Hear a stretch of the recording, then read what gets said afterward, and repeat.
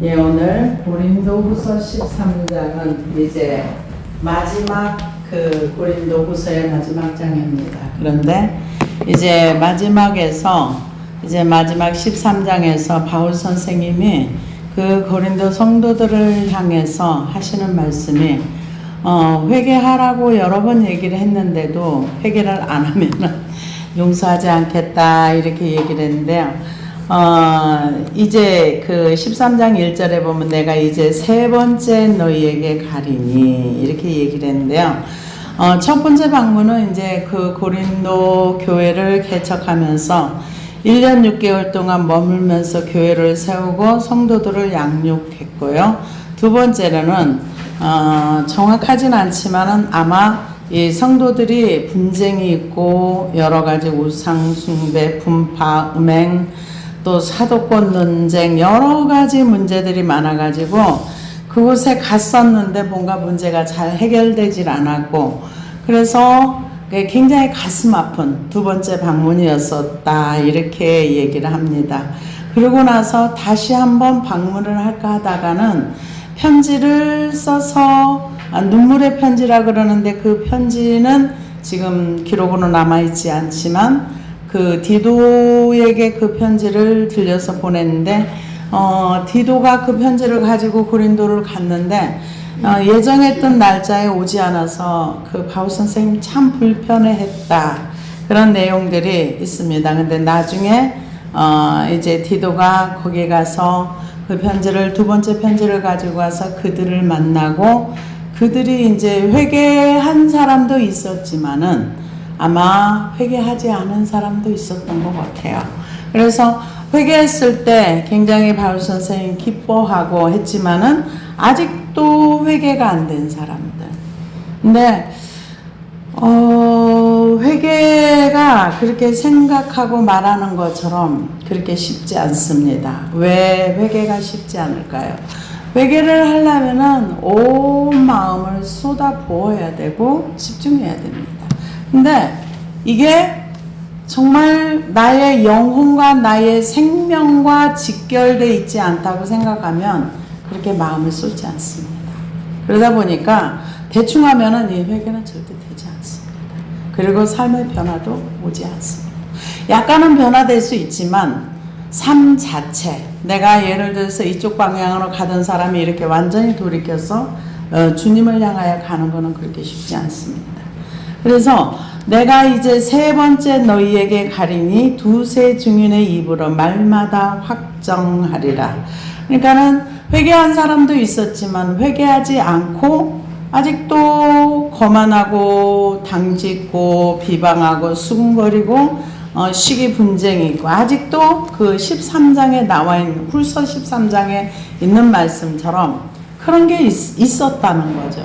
그래서 그런 부분에 대해서 이제 회개하면 좋은데 회개하지 않고 있으면 이제 가만 안 두겠다 이제 그런 얘기입니다. 내가 이미 말하였거니와 지금 떠나 있으나 두 번째 대면하였을 때와 같이 전에 죄 지은 자들과 그 남은 모든 사람에게 미리 말하노니 내가 다시감히 용서하지 아니하리라. 치리하겠다는 거죠. 치리는 여러 가지 이제 종류가 있는데요. 뭐 교회에서 이렇게 쫓아내는 경우도 있고 근데 지금은 우리 한국 교회는 치리가 없어요. 옛날에는 치리가 있었습니다. 교회에서 잘못하면은 집사님 직분도 안 주고 집사 정지도 시키고 수참 정지 그러니까 성찬을 할 수 없는 거 못하게 하는 거 뭐 여러 가지 징계가 있었어요. 근데 요즘은 징계를 교회에서 하지도 않을 뿐더러 징계를 하면은 아이고 뭐 교회가 여기만 있냐? 나가면 교회가 쌓인 게 교회다. 여기 안 나와도야 교회는 차고 넘치는데 뭐 교회 많은데 뭐 그러고 갑니다. 근데 한 가지 알아야 될 거는 하나님과 관계가 막힌 거는 어디에 가서도 그거는 하나님과의 관계이기 때문에 교회를 옮긴다 그래서 하나님과의 관계가 막힌 게 풀어지진 않습니다. 근데 사람들 생각에는 하나님이라는 존재가 있지 않기 때문에 그렇게 생각을 합니다. 그래서 내가 다시감히 용서하지 아니하리라. 어떤 사람들, 회개하지 않은 사람들. 이는 그리스도께서 내 안에서 말씀하시는 증거를 너희가 구함이니 그는 너희에게 대하여 약하지 않고 도리어 너희 안에서 강하시니라.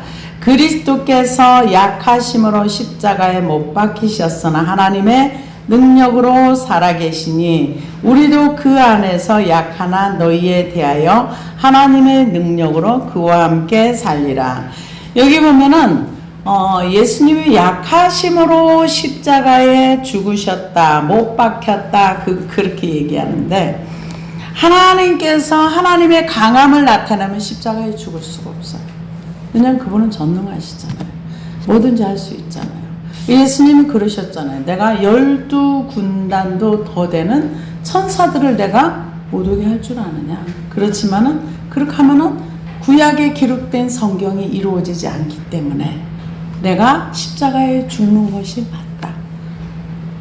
우리는 그 은혜 중에 가장 큰 은혜가 무엇인가? 사람들은 많은 돈을 생각할 수 있어요. 내가 정말 어려울 때 돈을 도와주면 얼마나 좋은가. 그러나 저는 제가 생각한 지나온 날 이렇게 돌이켜보면 가장 큰 은혜는 구원의 은혜입니다. 구원의 은혜. 구원의 은혜보다 더 큰 은혜가 없어요. 만약에 하나님이 제가 이제 최근 들어서 이렇게 삶을 정리를 하면서 생각을 하다 보니까 하나님이 내게 은혜 주지 않았더라면은 저는 벌써 그 지옥 불구덩이에 들어 앉아 있을 거예요. 왜냐? 사람이 깊은 절망 가운데 들어가고 소망이 없고 살 소망이 끊어지고 살아갈 힘이 없어지면 생각하는 거는 죽음밖에 없어요. 그냥 화나서 죽는 거 이런 거 말고요. 뭐 해서 죽는 거 이런 거 말고 정말 살아갈 힘이 없고 능력이 없고 나는 살 힘이 없는데 살아야 할 이유도 없어. 살아야 할 이유가 없는 건 왜 그래요? 하나님이 없기 때문에 그런 거예요. 교회 다닌다고 하나님이 있는 거 아니에요. 내 삶의 현장 속에서 내가 하나님을 믿을 때 소망이 있고 미래가 있고 살아야 할 이유가 있는 거지, 그렇지 않으면 살아야 할 이유가 없으면 깊은 절망 속에 들어가요. 그래서 예수님의 약하심으로 십자가에 못 박이셔. 자기의 예수님의 어떤 강한 능력이나 이것을 하나도 쓰지 않고 그냥 털 깎는 자 앞에서 잠잠한 어린 양과 같이 자기 자신을 아주 약하게 내어주셨다는 거죠. 그래서 그 약하심으로 인해서 십자가에 못 박히셔서 하나님의 능력으로 살리셨다는 거죠. 그래서 그 은혜 중에 가장 큰 은혜가 무엇인가? 구원의 은혜입니다. 구원의 은혜. 사람들이 진짜 지옥이 있고 진짜 천국이 있다고 믿는다면 세상 함부로 못 살아요. 절대 함부로 살 수 없습니다. 그리고 정말 내가 구원받은 것이 진짜로 맞는가 성경과 확증해서 봐야 할 필요도 있는 거예요. 왜? 성경에 보면은 구원받은 자들에게 줬거든요. 한 달란트 분명히 종의 자리에 들어갔어요. 근데 천국 못 갔잖아요, 여러분. 바깥 어두운 데 갔잖아요. 그리고 또 예복 안 입었다고 못 갔잖아요. 바깥 어두운 데 갔잖아요. 다 같이 이 교회 생활 하던 사람들이에요. 이 사람들이 밖에 사람을 얘기하는 게 아니에요. 그래서 이 예수님이 우리에게 주신 가장 큰 애는 구원의 은혜예요. 그래서 예수님이 약하심으로 십자가에 돌아가셔서 하나님의 능력으로 우리를 구원하신 거죠. 우리도 그 안에서 약하나 너희에 대하여 하나님의 능력으로 그와 함께 살리라. 이게 우리가 바울 선생님이 약하다는 거는 성도들이 하는 대로 보복하지 않았다는 거예요. 사람들이 바울 선생님한테 행동했던 만큼 보복하지 않았다는 거예요. 그대로 똑같이 해주지 않았다는 거죠. 그 이유는 뭐냐? 그들을 사랑하기 때문에. 많은 사람들은 이 복수하기를 원해요. 그래서 누가 불의를 행하면은 그 불의한 사람이 벌 받기를 원해요.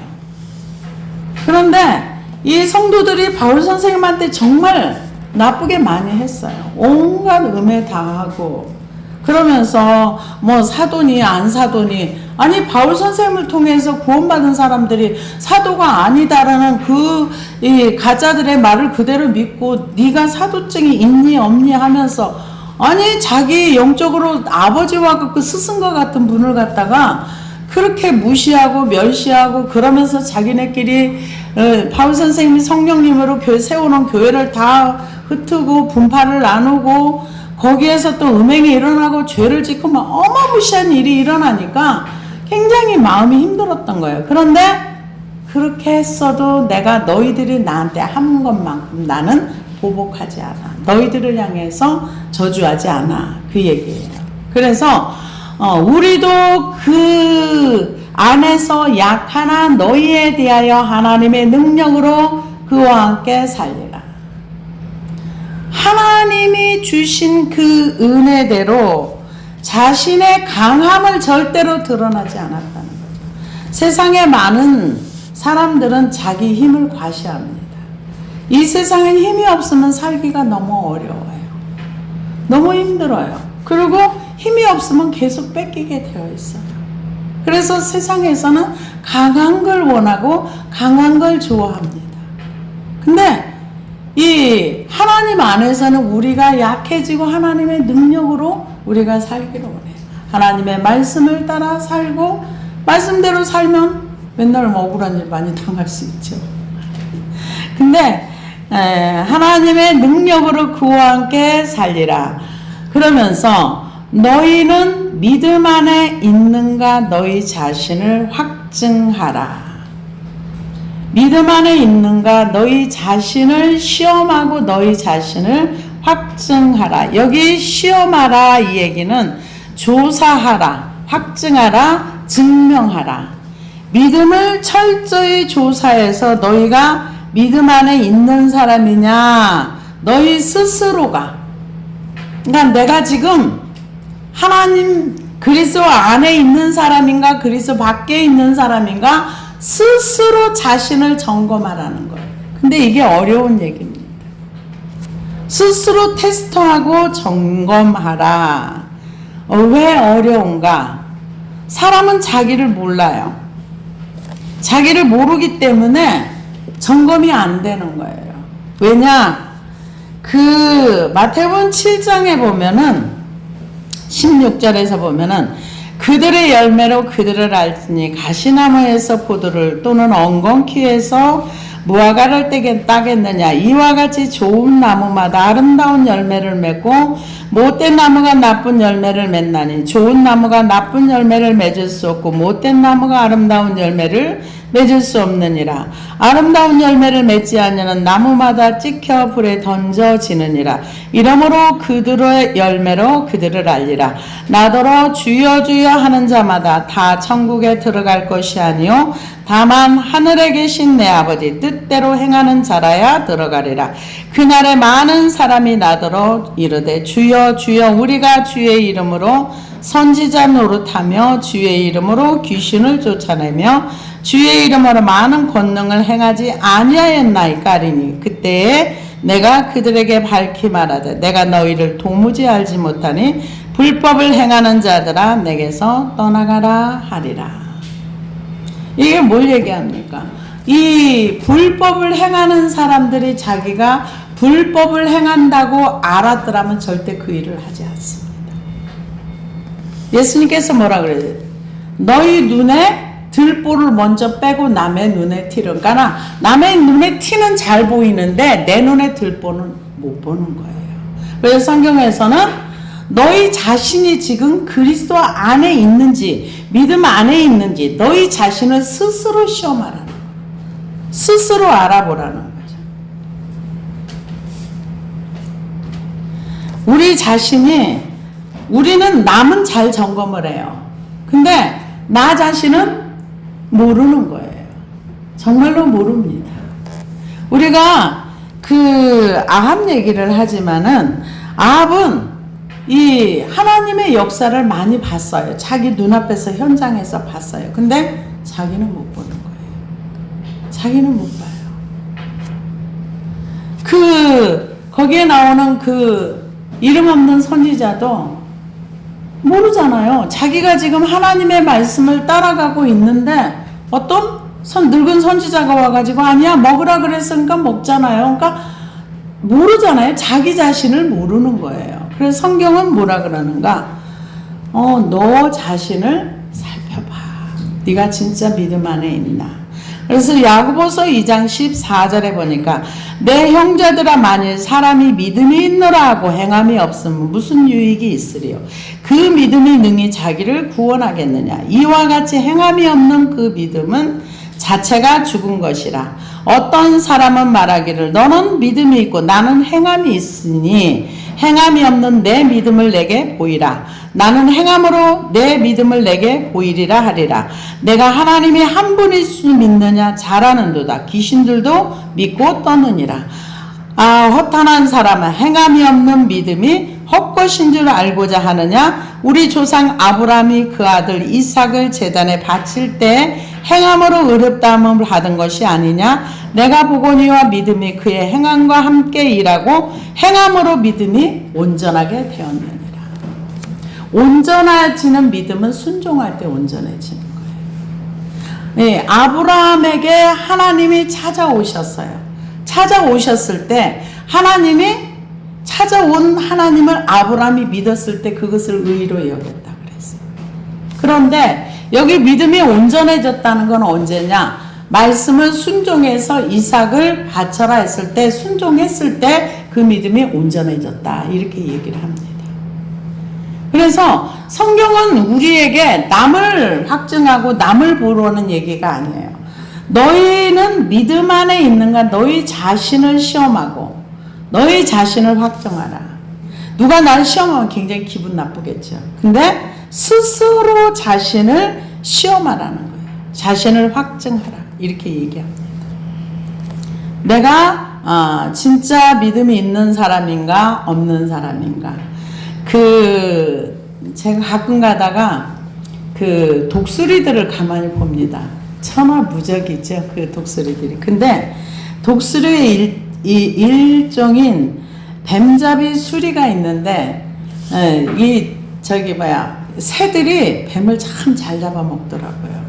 근데 제가 얼마 전에 영상을 하나 보니까 이렇게 큰 사자가 독사한테 물려가지고 그 독이 몸에 퍼지니까 그 개울가에 가가지고 그 악어들이 있는 그 옆에서 막 그 새끼 사자도 있고 수사자들이 새끼도 어리더라고요. 그 뱀한테 물렸나봐.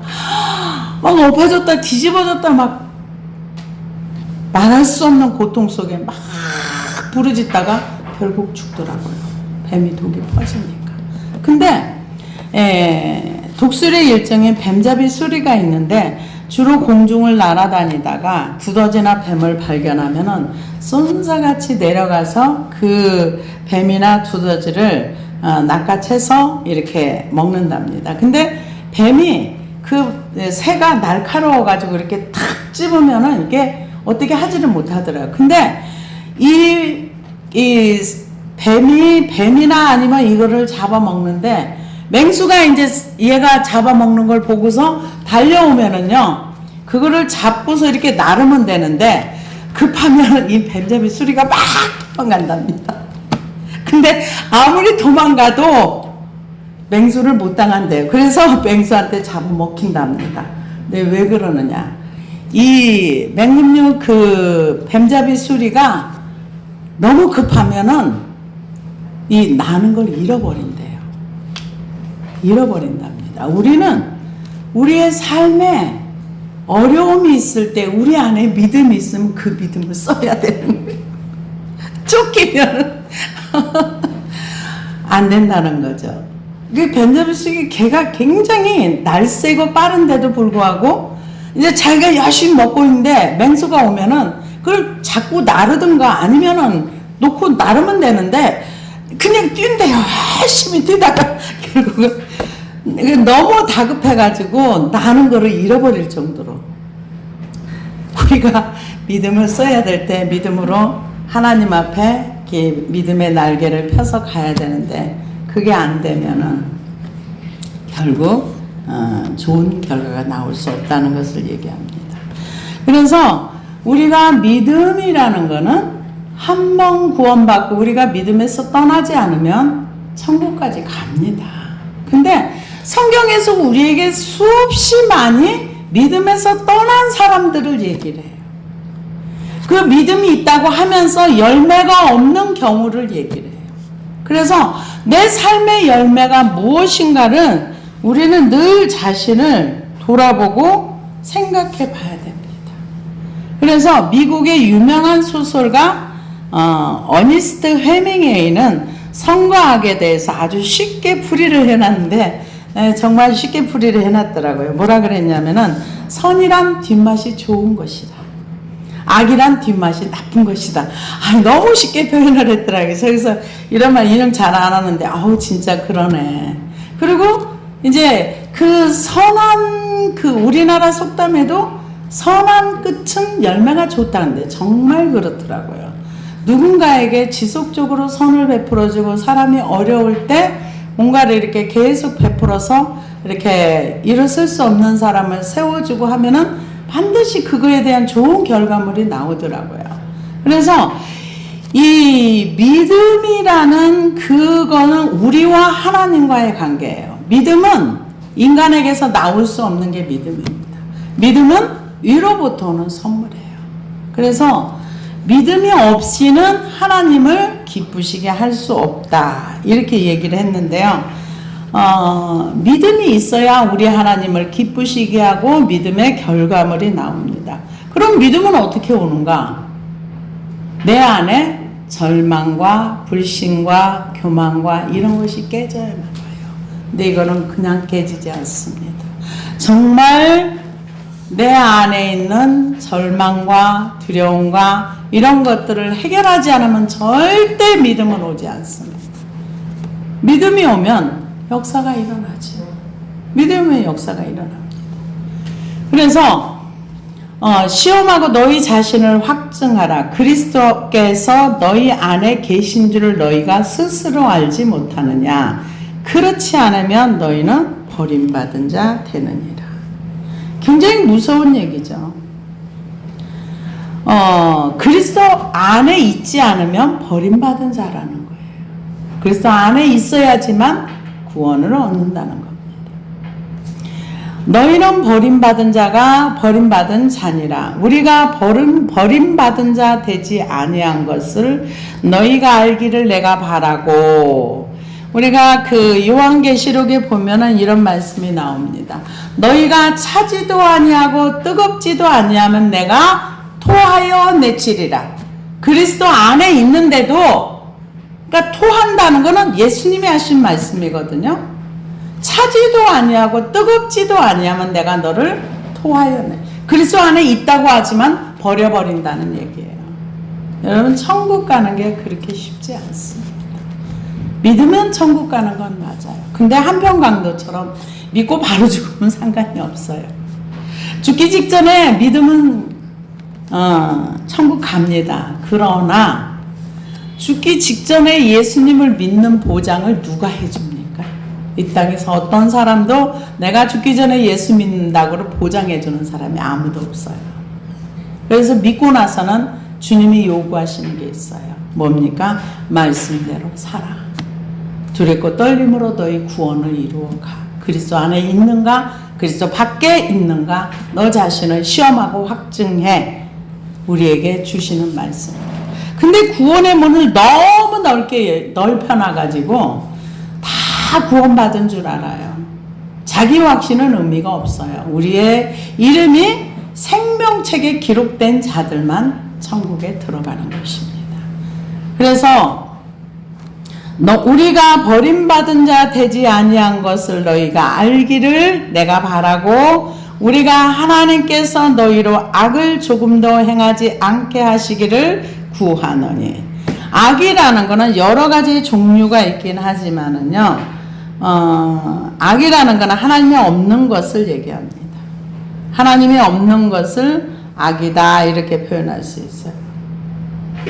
근데 하나님이 없는 사람들은 마음대로 살 수 있는 거죠. 그래서 악을 조금도 행하지 않게 하시기를 구하노니 이는 우리가 옳은 자임을 나타내고자 함이 아니라 오직 우리는 버림받은 자 같을지라도 너희는 선을 행하게 하고자 함이라. 그러니까 바울 선생님이 지금 돈도 없고 뭐 가진 것도 없고 별 볼 일 없고 뭐 편지는 잘 쓰지만 말도 잘 못하고 외모도 그렇고 뭐 그러다 보니까 사람들이 고린도 교회 성도들이 엄청 무시를 한 거예요. 엄청 무시를 했는데 그러나 이 고린도 성도들을 향해서 뭐라고 얘기합니까? 악을 행하지 않기를 원한다.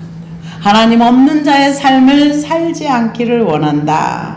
그렇게 얘기한다고 봐야 되겠죠. 그래서 우리는 죄와 싸우되 피 흘리기까지 싸워야 된다. 이렇게 히브리서는 우리에게 얘기하고 있습니다.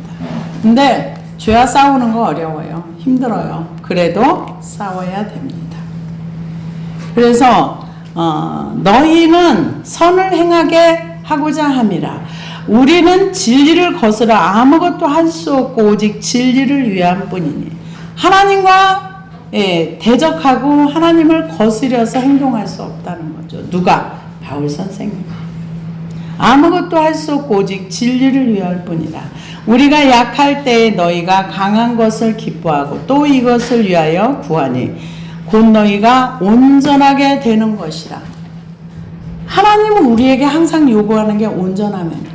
그래서 마태복음 5장 48절에도 보니까 그러므로 하늘에 계신 너희 아버지의 온전하신가 같이 너희도 온전하라. 그 환자의 몸이 회복되듯이 무질서와 방탕함에서 벗어나서 영성을 회복하는 건강한 그리스도인이 되라는 거죠. 그래서 이 성경에 보면은 귀신 들린다를 귀신을 쫓아내줘요. 그러면 성경이 뭐라고 나옵니까? 그가 정신이 온전하여. 회복을 얘기합니다. 그래서 성경은 약할 때에 너희가 강한 것을 기뻐하고 또 이것을 위하여 구하니 곧 너희가 온전하게 되는 것이라. 정말 온전하게 되는 걸 원하죠. 그래서 요한일서 2장 5절에서 6절 보니까 누구든지 그의 말씀을 지키는 자는 하나님의 사랑이 참으로 그 속에서 온전하게 되었나니 이로써 우리가 그의 안에 있는 줄을 아노라. 그의 안에 산다고 하는 자는 그가 행하시는 대로 자기도 행할지니라. 누가 온전하게 되는가? 말씀을 행하는 자. 그 안에 있는 사람이 온전하다. 그렇게 얘기를 합니다.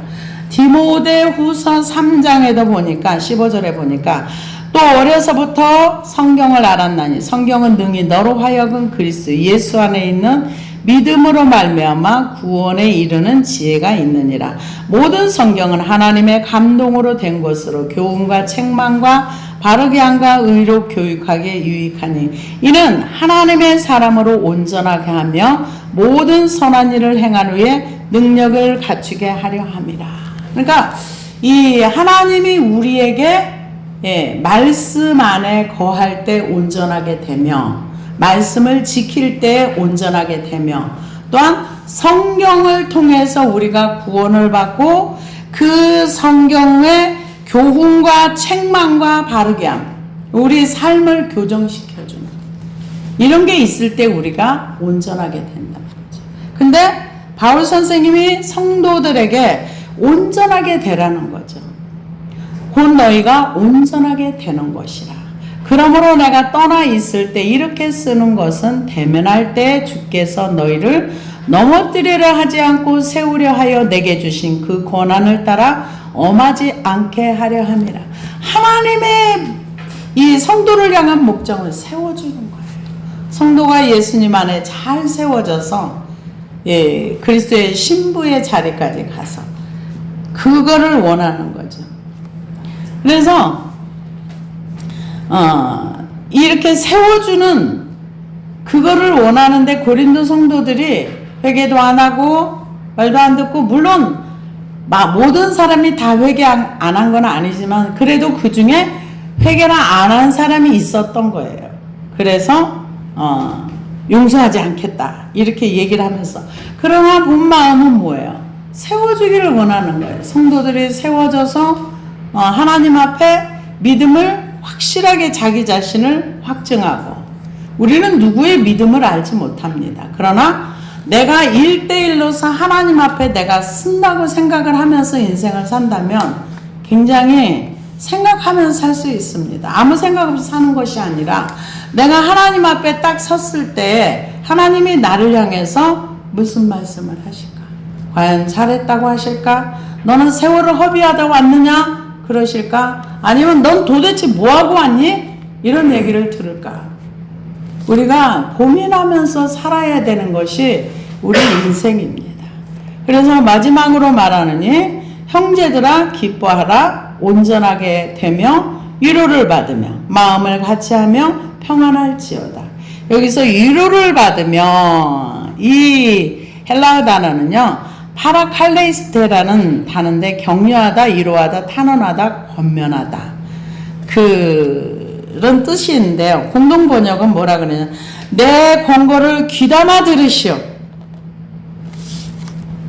서로 격려하면서 내가 하는 말 좀 제발 좀 잘 들으세요. 좀 들으세요. 들어야 살아요. 그 얘기인데 이게 얼마나 들었는지 모르겠어요. 고린도 성도들이. 근데 안 들은 사람도 분명히 있어요. 지금 여기 내가 가면 그냥 안 들 거야. 용서 안 할 거야. 한 사람들이 있는 거 보니까 끝까지 회개 안 한 사람도 있는 거예요. 회개 안 한 사람들은 뭐라고 얘기할까요? 뭐 하나님을 믿음에서 떠났다고 봐야 되겠죠. 그래서 사랑과 평강의 하나님이 너희와 함께 계시리라. 거룩하게 입맞춤으로 서로 문안하라. 모든 성도가 너희에게 문안하느니라. 주 예수 그리스도의 은혜와 하나님의 사랑과 성령의 교통하심이 너희 무리와 함께 있을지어다. 이것은 축도입니다. 근데 이 축도는 바울 선생님이 보내는 곳마다 축도를 했어요. 그래서 예배 끝나고 나면 항상 축도를 합니다. 로마서 16장 16절에서 20절에 보니까 똑같은 내용의 말씀이 나옵니다.